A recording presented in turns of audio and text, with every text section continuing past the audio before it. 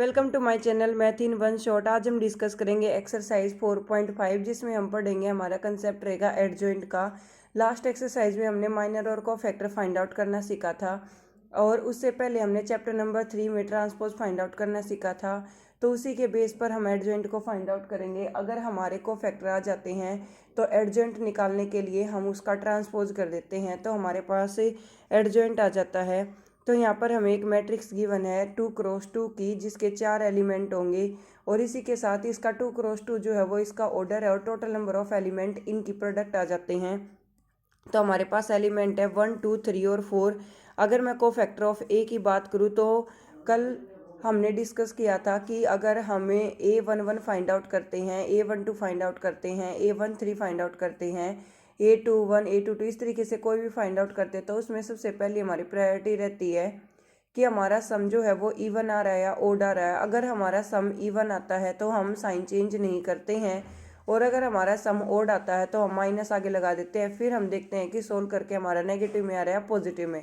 अगर हमारा answer negative में आता है तो एक माइनस पहले ही होती है और एक माइनस हमारे आंसर में आती है तो माइनस माइनस प्लस हो जाता है।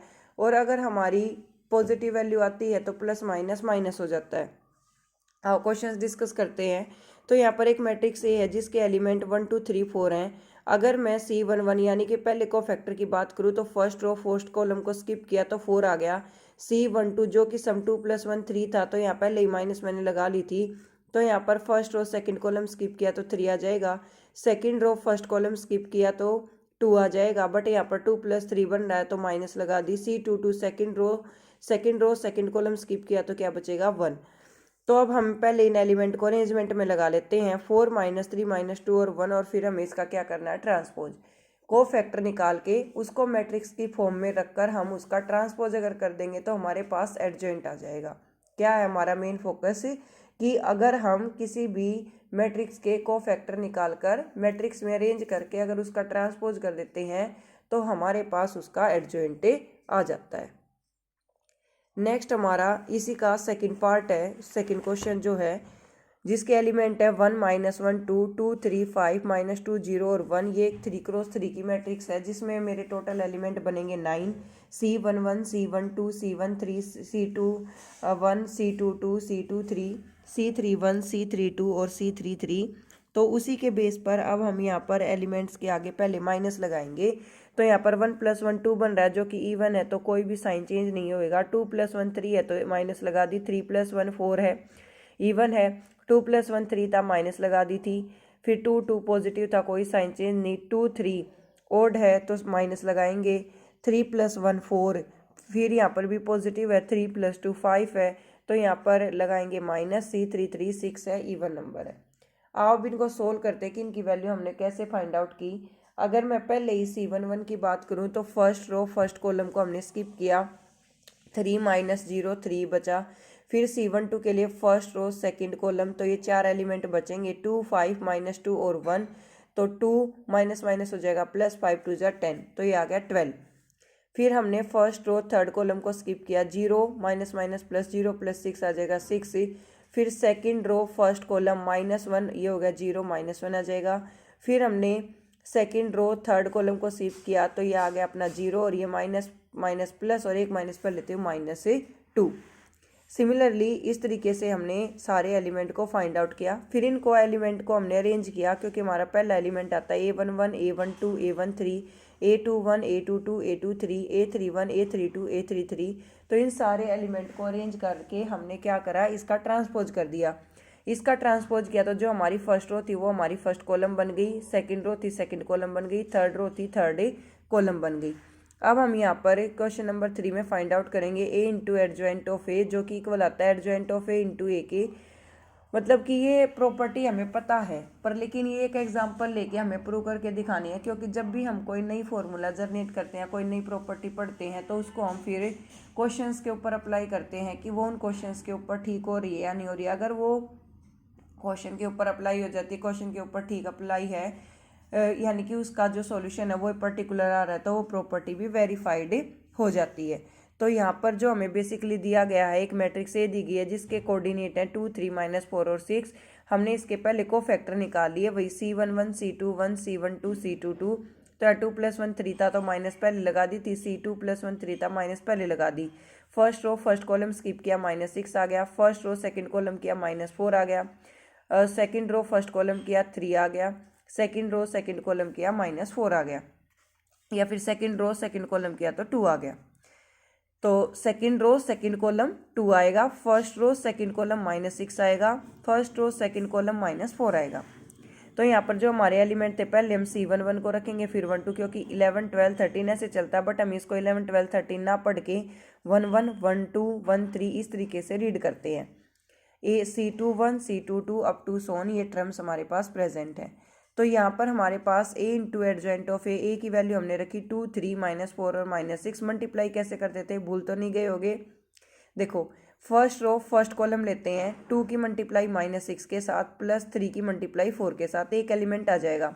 फिर फर्स्ट रो सेकंड कॉलम 2 की मल्टीप्लाई -3 के साथ प्लस 3 की मल्टीप्लाई 2 के साथ, यहाँ पर हो गया हमारा काम खत्म। फिर सेकंड रो फर्स्ट कॉलम -4 की मल्टीप्लाई -6 के साथ प्लस -6 की मल्टीप्लाई 4 के साथ, फिर -4 की मल्टीप्लाई -3 के साथ प्लस -6 की मल्टीप्लाई 2 के साथ। सारे एलिमेंट हमारे जीरो आए तो हम इसको क्या कहेंगे, जीरो मैट्रिक्स। एक अकेली जीरो लिख के नहीं छोड़ना है, इसको हम जीरो मैट्रिक्स ही बोलेंगे और सारी एंट्रीज को 0 0 ही दिखाएंगे। फिर हमने adjoint of A into A find out करना था। वैसे तो देखो 2 × 3 6 ही आता है और 3 × 2 भी 6 आता है, लेकिन मैट्रिक्स के केस में ए इंटू बी जब हम करते हैं तो वो बी इंटू ए के इक्वल नहीं आता है, अगर हमारी ए और बी दो डिफरेंट मैट्रिक्स हैं तो यहाँ पर हमने मल्टीप्लाई की -6 की मल्टीप्लाई 2 के साथ, फिर प्लस -3 की मल्टीप्लाई -4 के साथ, फिर -6 की मल्टीप्लाई 3 के साथ, प्लस -3 की मल्टीप्लाई -6 के साथ, फिर 4 की मल्टीप्लाई 2 के साथ, प्लस 2 की मल्टीप्लाई -4 के साथ। कुल मिला के बात ये है कि हम first row first column first row second column ले रहे हैं। एक बार आपको एक रो फिक्स कर देनी है, उसको सभी कॉलम के साथ लेना मल्टीप्लिकेशन के केस में। फिर जब सारे कॉलम खत्म हो जाए तो आप सेकंड रो पर आ जाइए, फिर सेकंड रो के साथ आपको सारे कॉलम लेने हैं। इसी तरीके से हम मल्टीप्लाई को 2 × 2 में, 4 × 4 में, 3 × 3 में, हर टाइप की मैट्रिक्स में सोल्व करते हैं, एक रो और एक कॉलम को चूज करके। नेक्स्ट है डिटर्मिनेंट ऑफ ए 6 2 12 -12 माइनस आएगा बीच में, फिर 4 3 12 -12 + 12 0। तो यहाँ पर डिटर्मिनेंट को अगर हम आइडेंटिटी मैट्रिक्स से मल्टीप्लाई करते हैं तो वो भी हमारा क्या बनेगा, 0, क्योंकि 0 इंटू समथिंग हमारा क्या आ जाता है, 0। नेक्स्ट क्वेश्चन नंबर 4 है हमारे पास, जिसमें हमें ए गिवन है 1 -1 2 3 0 -2 1 0 3। सबसे पहले तो हमने कोफैक्टर फाइंड आउट किए। जैसा कि हमने देखा कि एक 3 × 3 की मैट्रिक्स थी, तो टोटल हमारे 9 एलिमेंट फाइंड आउट हमें करने हैं। C11 C12 C13 C21 C22 C23 C31 C32 C33। तो यहाँ पर हम जब फर्स्ट को फाइंड आउट करेंगे तो फर्स्ट रो फर्स्ट कॉलम को स्किप करेंगे, 0 आ जाएगा।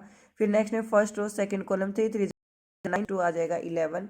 और एक बात का विशेष तौर पर ध्यान रखें, कैलकुलेशन करने से पहले जब भी आप ये कोफैक्टर निकालें, या मैंने कोफैक्टर को ए से डिनोट किया है, जब भी आप कोफैक्टर निकालें तो आपको ये चीज़ रिमाइंड रहे कि जिन रो और कॉलम का सम जो है आपका ओड बन रहा है, उनके आगे आपको नेगेटिव का साइन लगाना है। और नेगेटिव का साइन लगाना है तो आप पहले ही वो नेगेटिव लगा के रख लें, बाद में कैलकुलेशन स्टार्ट करें। फिर अगर किसी का आंसर नेगेटिव आएगा और पहले ही नेगेटिव है तो पॉजिटिव हो जाएगा, वो कोई इशू नहीं है। बाद में साइन लगाना हम जनरली भूल जाते हैं। फिर हम इनको जितने भी एलिमेंट आएंगे हमारे, इन सभी को एक मैट्रिक्स में अरेंज करेंगे।